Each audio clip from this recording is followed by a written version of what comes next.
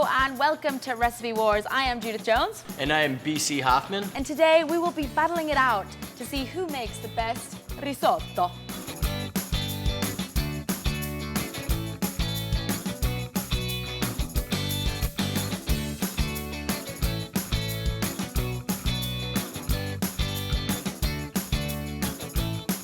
So whose recipe are you making today, BC? I'm making Giada De Laurentiis, and what's so cool about her recipe is she actually she uses a vegetable stock, butternut squash, and then she incorporates vanilla bean. Butternut squash and vanilla risotto is everything a great comfort food dish should be. The first thing I've done for my risotto is warmed up 4 cups of vegetable broth. And to that, I'm gonna add some vanilla bean and basically take a little paring knife and cut down the center of it, just so I can open it up. And when you open it up, you can see that there's little vanilla seeds right in there. So here in the US, everyone always thinks, oh, but vanillas are sweet. Yeah, they are because we add sugar to them. Traditionally in Italy and other parts of the world, pretty much everywhere else in the world, vanilla is used in savory dishes. They don't add sugar to them. They use them just to incorporate and enhance the flavor of the dish that they're making. So she uses the vanilla bean in the traditional sense and the butternut squash. And what we did, we actually made a vegetable stock with the butternut squash, so that's why it has this wonderful color to it. Definitely, whenever you're actually doing the risotto, because it's so versatile, you can use whatever stock that you're actually gonna be then using the ingredient itself. So if you're doing a seafood risotto, use a seafood stock. If you're using a mussel risotto, use a shellfish stock. Same thing for meats. I love using a veal stock and then incorporating that. I'm making a wild mushroom and asparagus risotto by Alton Brown. Now that we have our kettle in hand, it's time to load her up. I like to keep this over on this side of the cooktop. In goes 1 cup of white wine and 6 cups of chicken broth. Homemade would of course be best, but carton-based would be okay too. Right to the top. Now we activate the device. Now, time to apply some heat, medium heat in fact, to our pan. Then we will add 2 tablespoons of unsalted butter, 1 cup of onion, chopped very, very fine, I might add. And last but not least, a wee sprinkling of the white stuff. So let's get started, shall we? So in a saucepan, I'm gonna put the heat on and I'm gonna add my chicken stock into there. I definitely need to stress, make sure that when you're actually doing this, you want your stock to be warm. Your stock, your broth, your demi-glaze, your water, whatever you're using as your base, you want it to be nice and warm. So that way, when it is added to the risotto, it is just gonna make the process that much quicker. And it won't actually shock the rice that you're using. And into my chicken stock, I'm also gonna add some nice white wine. There you go. So we wanna heat it up till it gets to simmering. And I'm gonna do the same thing. And what I'm gonna basically do, I'm gonna let this simmer, and then I'm gonna slowly add in my butternut squash just till it's cooked, till it's tender. So we're gonna get a large pan, and into the pan, I'm gonna put my butter and my onions, which we've finely diced. And into that, a little bit of salt too. And now it's time to sweat, and not that kind of sweating, BC, the onion sweating. So we're gonna sweat these onions until they become nice and translucent for about 5 minutes. While you're doing that, I'm actually gonna take my vanilla bean, and I am going to literally, I split it down the middle, and we're just gonna scrape out the inside right there, has all the seeds that you want from the vanilla, and we're just gonna incorporate that into our broth. So once we do that, I'm ready to actually pull this broth off and just let it sit covered, and it's actually gonna steam the butternut squash that I put in there, and it's gonna get all that extra flavor from the vanilla bean out. So another keynote when you're doing this, again, besides the fact that you definitely wanna make sure that your stock or broth is hot, you also want to make sure that you have excess, because as you're cooking the risotto can be very fickle. So it can either come out and it needs more liquid or it needs less liquid. So every time you see a recipe for risotto, it's more of a guesstimate than an exact measurement for the risotto. And I love how our risottos are very different in the fact that yours is kind of a full risotto, you're using the butternut squash, and mine's more of a spring risotto, using the asparagus and the mushrooms.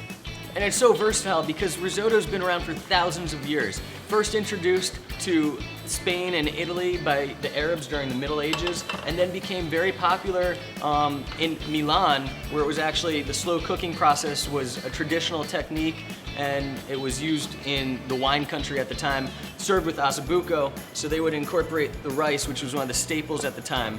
And definitely key components. You've got your risotto, you've got your onions, your saffron, your white wine, and your broth.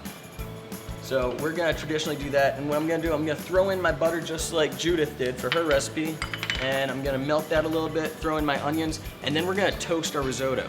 Now, why do you toast your risotto instead of just throwing it in? To ensure quality consistency in your actual texture of the risotto. We're both using arborio risotto. It's gonna have a higher starch consistency. In fact, it has the highest starch consistency as far as Italian risotto. And what's so beautiful about the starch, you don't wanna wash it off. You wash it off, you won't have that creamy texture in your risotto, which is the key that you're looking for in your risotto.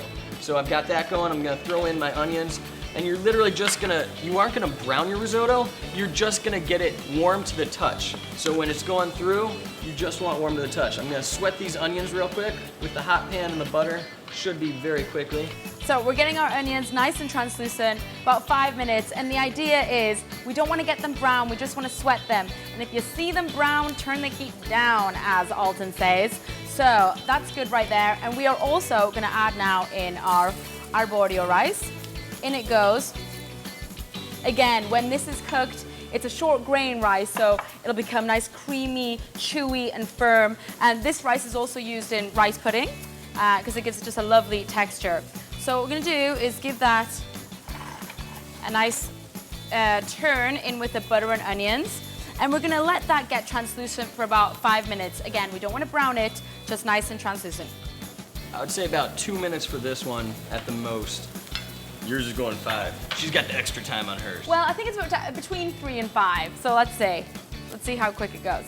And the reason why you're toasting your risotto is because you don't want to actually have it absorb too much of the liquid, because as soon as you put the liquid in, it's going to soak it up. So you want to toast it so it actually cooks the exterior prior to actually cooking the interior. Because what you want with risotto is you want the creaminess, but you also want the texture. So you want the little al dente taste to the tooth. Okay, so now I'm just gonna add my ½ cup of dry white wine, and I'm gonna let that completely reduce. And I'm gonna add my chicken wine stock into the rice now. I've turned my heat down to low, and what we wanna do is just put in enough to cover the rice. Oh, it is on low, it is on low. Just enough in to cover the rice, and make sure to move the pan. And what we wanna do is we wanna get our first batch of liquid fully absorbed into the rice. So this generally takes about 3 minutes with the white wine. And when you are using any type of wine, you want a dry white wine, but also one that's palatable. Meaning, one that you're gonna drink that's not just used for cooking.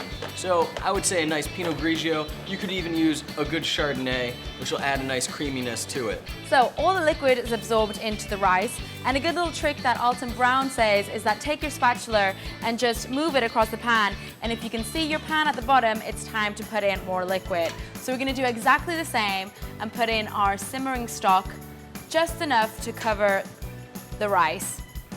Yeah, I'm gonna basically be doing the same thing, and I'm constantly just putting in basically a ½ cup at a time, and keep doing this repetitively over and over again.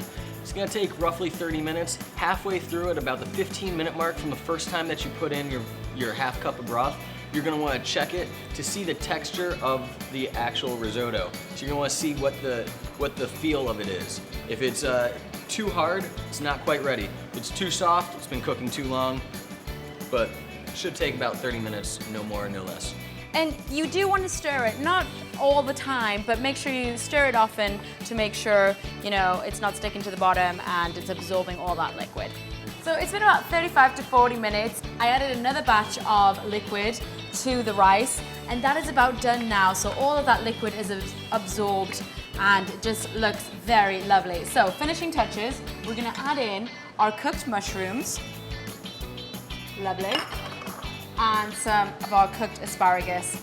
And obviously, you know, you can decide what veggies you want to put in there, but this is a really nice combination. And into that, after we've turned the heat off, we're gonna add in our Parmesan cheese, and that's just gonna give it a lovely creaminess. And the saltiness from that is gonna be awesome. Yeah, so we'll stir all that together. Oh, that looks good. It looks very colorful, yeah. I'm actually going to, I'm at the same stage, and again, I need to about double the amount of liquid that the recipe called for. So like I said, it is just a guesstimate. Make sure you have extra on hand. And now I'm ready to put in, I've got 2 extra tablespoons of butter. Usually you don't need to add this at the end. She does. I'm sticking to the recipe that she calls for it. I wouldn't do this. It's already creamy enough in my opinion. But it also gives it a nice sheen. And then I'm gonna throw in my Parmesan cheese as well. And then now that that's all in, I'm gonna add nutmeg, which is a really nice little addition, and some lemon zest. And last but not least, the butternut squash. Now, if you want, you can totally add in your vegetable or your meat or seafood. I'd say for the last ladle of broth that you're putting in, because that will cook very quickly. Now that everything's incorporated, it is time to taste and see who is the winner of this risotto recipe war.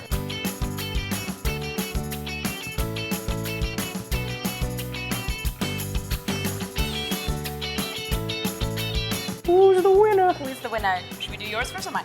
Oh, I think this one's more hearty, so let's go with the lighter of the two. Okay. They're both hearty. They both are hearty. Oh man, okay. I love the lemon zest that you have Yeah. going and the asparagus and mushrooms. Good. I need to go in for number 2. Get a little mushroom That's action. really good. The rice is just right. Cooked to perfection. It's very creamy. Let's try the butternut squash. Butternut squash with vanilla. That's good. Really nice flavor. Yeah. Oh wow, that vanilla really stands out. Yeah. And it goes great with the butternut squash. I cooked the butternut squash just till it was just to the tooth. Yeah, yeah. I actually like it like that. I don't like it too soft. It's very nice. Yeah, you already have the softness from the risotto. And you got a lot of flavor there from that butternut squash stock, which I really like. That is a really tough one. So, I really like Giada's. I mean, what I love about it is it's very similar to the risotto alla Milanese, which is the traditional risotto. And then at the same time, it has that similar evolution of the paella flavor with it. So just for the creamy consistency and texture, and I love the vanilla and the butternut squash combo. I'm going with Giada. It's fall. It's perfect. I agree. I think I'm gonna have to go with Giada too. It is a very close call. I do really, really like mine, but it's fall. It's just got that lovely flavor with the vanilla, the butternut squash. I'm a fan of butternut squash. I really like it. So close call, but I think the winner today is Giada De Laurentiis' butternut squash risotto. Well done, BC. Well done. And in close second, Alton Brown with his wild mushroom and asparagus risotto. It was very good. I mean, again, and you can use any mushroom in that. Hen of the woods would be great as well. Very But nice. that was great. But Giada De Laurentiis. My name is BC Hoffman, And I am Judith Jones. and this has been Recipe Wars. Like us on Facebook, follow us on Twitter, subscribe to our channel. You keep watching, and we'll keep cooking.